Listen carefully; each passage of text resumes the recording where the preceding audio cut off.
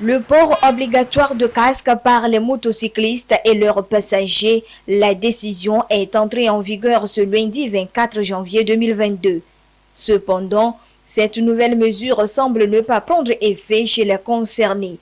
Une descente au niveau de quelques carrefours d'Agoignivé nous a permis de constater le non-respect de cette disposition prise par les autorités pour minimiser les décès liés aux accidents.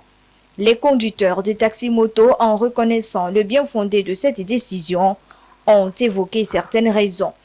En toute réalité, je n'ai pas de deuxième casque. Ma raison est que la deuxième casque que je vais en posséder derrière, bon, l'autre porte. Après tout, l'autre aussi va porter. Bon, moi je vois que il y a tant de maladies. C'est sécurisé, mais il y a aussi le danger. Nous sommes habitués déjà avec les casques, sauf les clients. Aujourd'hui, l'État, on nous oblige à ce que nous ayons deux casques. Deux casques, c'est impossible. Parce que nous-mêmes, il n'y a même pas le travail sur le marché. Il faut que les clients aient même leur casque. Le conducteur de moto, quand il y a accident, ce n'est pas lui seul qui serait atteint. Donc, celui qui tient après aussi est dedans. Donc il leur faut les casques.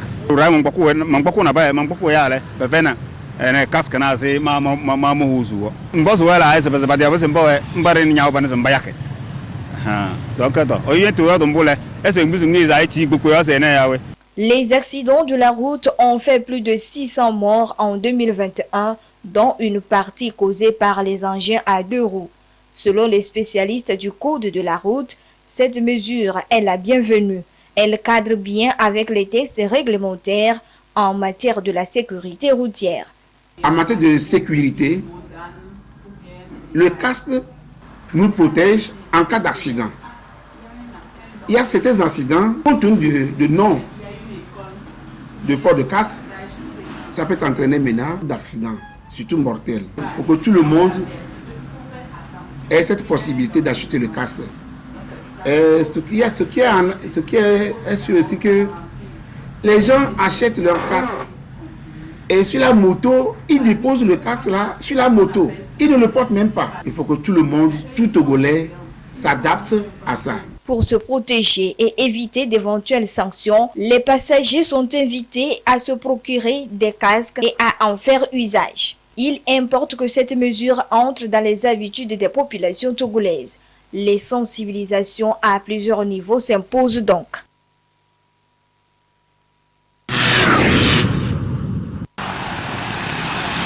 Malgré les efforts du gouvernement et de ses partenaires pour réduire le taux d'accidents sur nos routes, la situation reste préoccupante. D'après les chiffres du second semestre de l'année écoulée, 3577 cas d'accidents ont été enregistrés avec 4655 blessés et 334 morts contre 346 au premier semestre. En somme, 680 personnes ont perdu leur vie par accident en 2021 contre 576 morts en 2020. Les causes restent les mêmes et le mauvais comportement du conducteur pointé du doigt. La plupart des accidents, c'est le non-respect des règles de la circulation. À la veille des fêtes, il y a des comportements vraiment déplorables. Il y a l'euphorie, il y a d'autres, c'est la colère totale. Il y a d'autres, c'est l'anxiété grandissante. C'est-à-dire il y a des diversités en circulation. Et en plus, la circulation s'accroît, ça augmente. Selon les spécialistes en code de la route, une prise de conscience par les usagers de la route s'impose afin de venir à bout de cette situation déplorable. C'est là la première des choses. On peut vous placer des radars, l'alcotest, on peut même sensibiliser, on peut faire des formations, mais quand les gens ne sont pas conscients, quand ils sont en circulation, ils courent un danger mortel, on va toujours rester là. On doit être conscient et responsable. Vous allez voir des fois, il y a des pères de famille qui se trouvent devant un feu rouge comme ça et ils violent. Donc ça là, le gouvernement ne peut pas venir se mettre debout devant un feu rouge ou dire à un grand monsieur de ne pas faire ça. Donc ça c'est la conscience.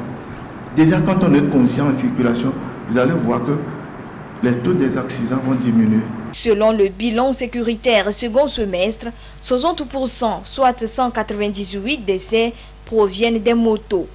Aussi, parmi les 4547 engins impliqués dans les cas d'accident, 3099, soit 68%, sont des motos.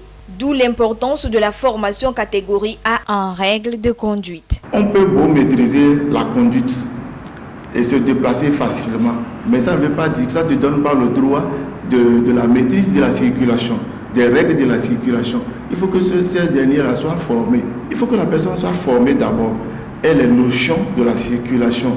Comment il faut éviter l'excès de vitesse, comment il faut respecter le feu, comment il faut aborder la circulation, parce qu'on n'est pas appelé à rester seul sur la route. Actuellement, permis catégorie A, les usagers ou bien les apprenants ne passent plus par des auto-écoles pour se faire former. C'est un peu de progrès. Donc le gouvernement doit revoir ça, ce copie-là, et voir de quelles mesures il faut faire revenir ces gens-là à la formation au niveau des auto-écoles. Le renforcement du contrôle en circulation et l'effectivité de l'alcotest s'avère indispensable. Le gouvernement promet y veiller.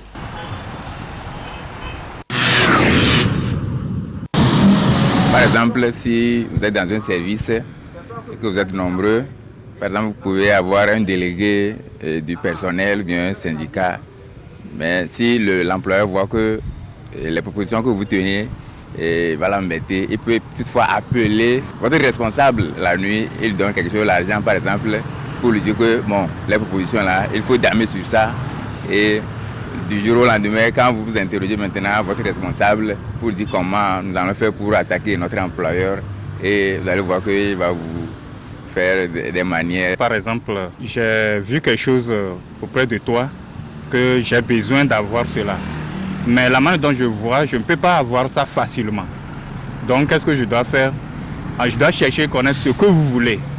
Quand je connais ce que vous voulez, je prends par exemple, je sais que si vous gagnez 1000 francs, vous avez déjà la joie.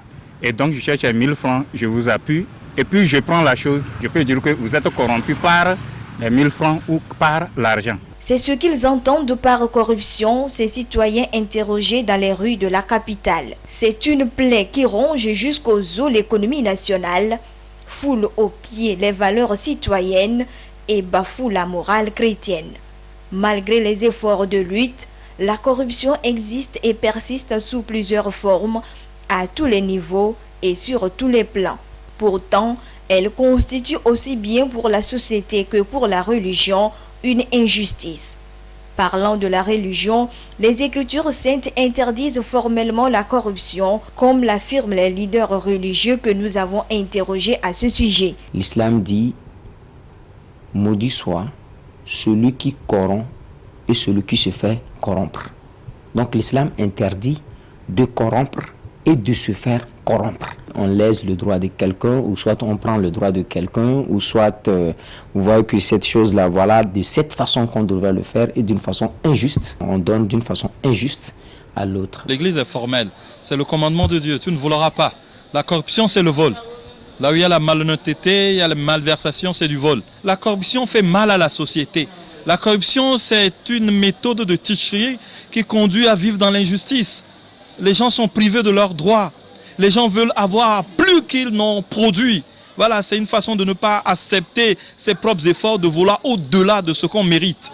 Et donc, c'est contraire à la morale chrétienne. C'est un véritable fléau, une préoccupation majeure qu'est la corruption de nos jours. Il importe donc de l'éradiquer à tout prix, ou du moins l'atténuer. Sur ce point, les leaders religieux évoquent un changement de comportement à tous les niveaux. Ne vous laissez pas émousser et perdre la conscience vis-à-vis de ce qui est mauvais. Moins de mensonges, plus de vérité.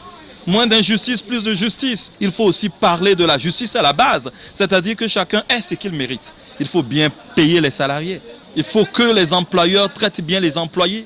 Il faut qu'une politique puisse aider les citoyens à avoir le minimum pour qu'on ne soit pas obligé des fois de tricher pour avoir le minimum pour vivre, pour survivre. Si vous êtes bien, vous connaissez votre Seigneur, vous l'adorez, et que vous n'êtes pas bien envers vos frères, vous les trichez, eh bien votre paradis là sera vraiment très difficile. C'est vraiment d'être sincère, d'être honnête et de penser à l'avenir de ce que nous faisons.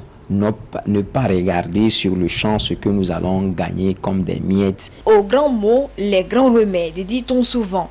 Face à ce phénomène de la corruption, il faut une stratégie adaptée pour la lutte, selon le premier responsable de la haute autorité de prévention et de lutte contre la corruption et les infractions assimilées à Plucia. Un tel mal, on ne peut pas le traiter n'importe comment. Il faut une stratégie et c'est ce que nous sommes en train de faire.